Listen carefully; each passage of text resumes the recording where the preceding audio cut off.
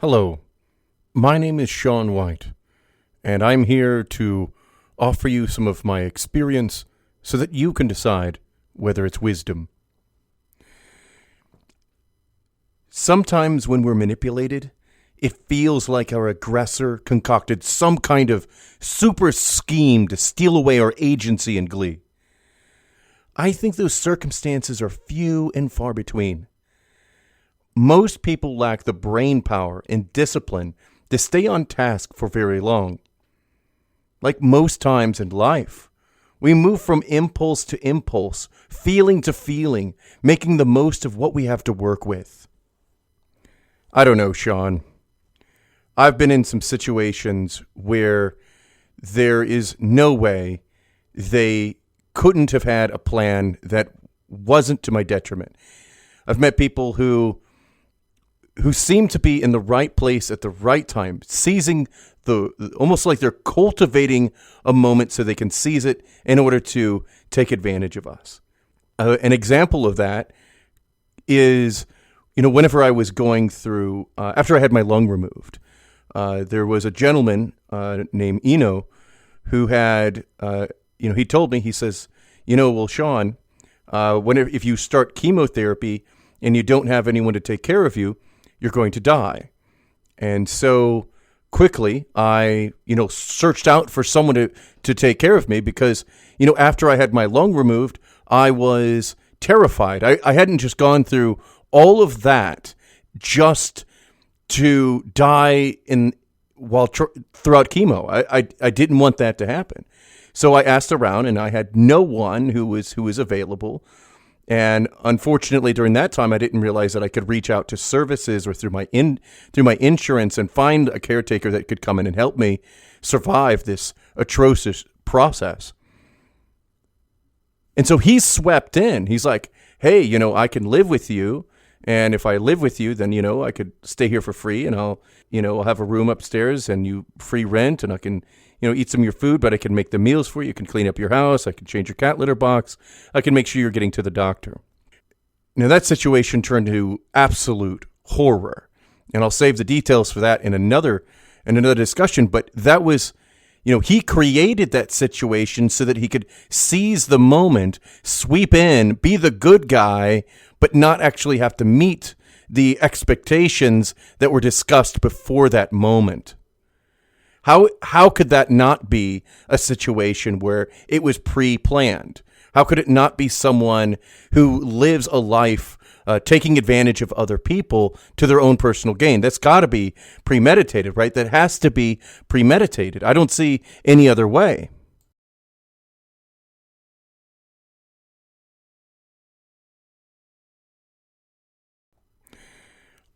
I think that in a lot of situations, we have the tendency to see the worst in others. And when we hurt, we have a tendency to dehumanize other people. We think that somehow they have the autonomy, the intelligence, the emotional maturity, in order to make the right decisions. And the reality is that all people typically move from moment to moment, second to second, trying to mitigate their own suffering. Whenever I look at that scene, right? When I look at that scene and I reflect on it and I feel the emotions of whenever I was there, sure, absolutely. It's easy to want to, pick up your pitchforks and torches and burn that person to the ground for how they egregiously wounded you in your most vulnerable point in life. But the reality here is that if you want to live a fulfilling, harmonious, and peaceful existence, you must offer empathy to other people. You've got to humble yourself, and you also must creatively navigate your situations. When I look at that circumstance, I don't see a man who manipulated his way into having a free ride.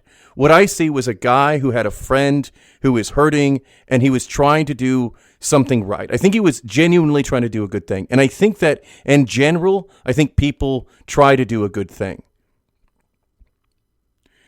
But I think that once he got into that spot and he fell into that position, I think that he returned to his old patterns. In life, whenever we if we're not used to taking the higher road, our legs are not going to be strong enough to endure the slope as the challenge increases. And we tend to revert back to our comfort zone of taking the lower road or simply not taking any road at all. And I think what happened was that you have a guy who was already in a position that he's suffering in life.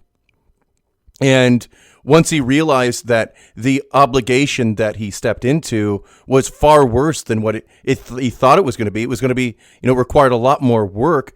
I have to believe that there was something in him that was good, but he just failed. He failed. And then once he started failing, he moved from moment to moment, trying to mitigate his suffering by taking bad decisions. And each bad decision led to another bad decision and another bad decision. And because you're in that state that you're hurting, you're suffering because you're embarking on immoral actions, it makes it more difficult to make the right action. And I'm not excusing what he did, but instead I see what I attempt to do is see it from his eyes, to see it objectively, to try to process what happened through a lens of love and have compassion for the man, even though he hurt me. Because life isn't about brimstone and fire. It's not about burning other people to the ground. It's not about canceling people for the mistakes that they made. It's about searching for opportunities to offer redemption, to offer forgiveness.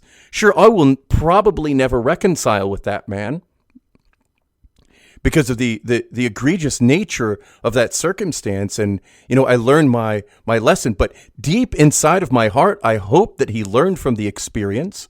I hope that he never puts himself in that circumstance again, and that he pursues a life of love, that he strengthens his legs so that he can always soldier forward and overcome the challenges that he faces and avoid the regret that puts us back into a position where we have the tendency to backslide and do the easy things that are the most pleasurable in the moment. Because when we do the right thing, it's uncomfortable typically because the right thing is hard. But the beautiful thing about doing the right thing is that you don't regret it in the future. And regret is the worst emotion you can feel because it doesn't go away. So whenever you embark on this journey of bad, it just becomes a snowball effect that further ruins your existence because your propensity to do evil just continues to grow. That evil selfishness. And to escape it is hard. Because once you're in that spot where you're doing bad things to others and you're deriving either comfort or joy or gain from it, and you look at the other side and you see that there is typically no comfort, joy, or gain whenever you do the right thing, at least on the immediate level, you're going to revert back to the bad. You're going to keep taking that low road. So when I reflect on that memory, I look at that situation, I say, Sean, I hope that he grew from it. I hope that he is living his best life. I hope that he's surrounded by people who love him and he's being guided to a greater place. And then he becomes a lighthouse in the storm so that other people who are sailing their ships in those treacherous waters can be inspired by him. So that he can become a leader, so they can learn from his hardships and they can learn to avoid them themselves.